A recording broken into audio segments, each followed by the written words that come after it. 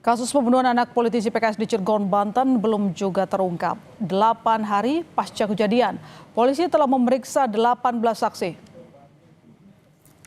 Polisi menjelaskan 18 saksi yang diperiksa ini berasal dari keluarga korban maupun saksi dari lingkungan luar keluarga. Pemeriksaan ini memperkuat konstruksi peristiwa secara menyeluruh.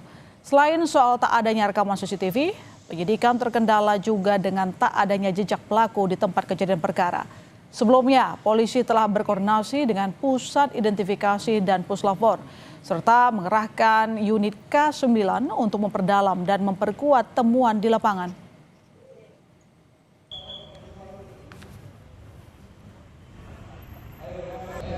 Politikus PKS seperti apa sih, Bang?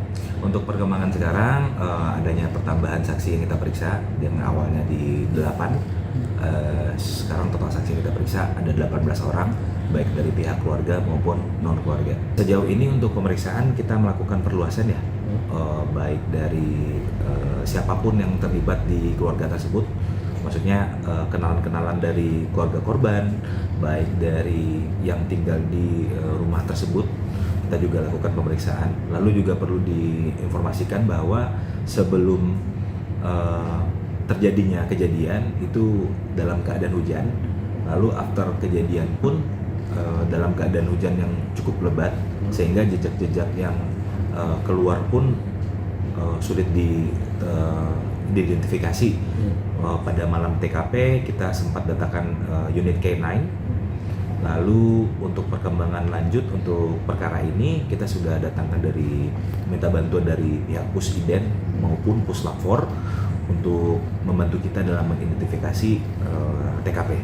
Kendala yang menjadi kendala oleh kita adalah di rumah itu CCTV aktif terakhir itu.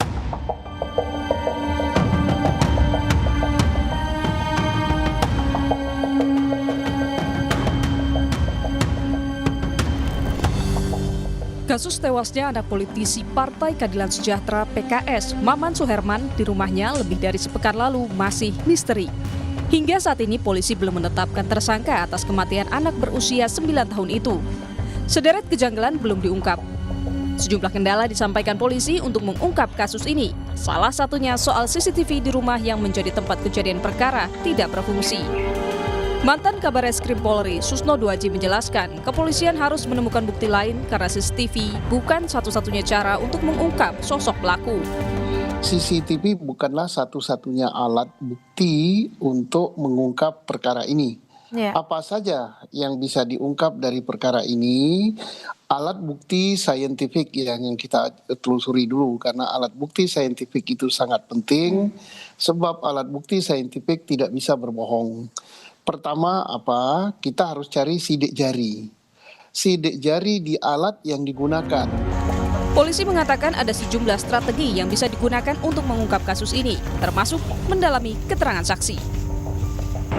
Enggak juga kesulitan, meskipun CCTV itu mati di dalam rumah, tapi kami insya Allah bisa berupaya maksimal dalam perkara ini. Sejumlah analisa muncul terkait masih gelapnya kasus ini. Kriminolog Hanifah Hasda menilai tak tertutup kemungkinan keterlibatan orang lingkaran dekat korban, lantaran terjadi di rumah korban dan situasi minim penjagaan. Jadi TKP yang berubah rumah mewah dengan penjagaan minim dan akses yang terbatas itu justru memberikan petunjuk penting secara kriminologis. Karena dalam crime science analysis, kondisi seperti ini menyempitkan lingkar pelaku. Jadi bukan justru memperluasnya. Karena rumah hanya bisa diakses oleh orang-orang tertentu dan tidak ada tanda perusakan, sehingga pelaku sangat mungkin berasal dari orang-orang dari lingkaran yang paling dekat dengan korban. Sudah lebih dari sepekan berlalu sejak korban ditemukan tewas dengan luka senjata tajam, namun tersangka pembunuhan kasus ini belum juga ditetapkan polisi. Tim Liputan, Kompas TV.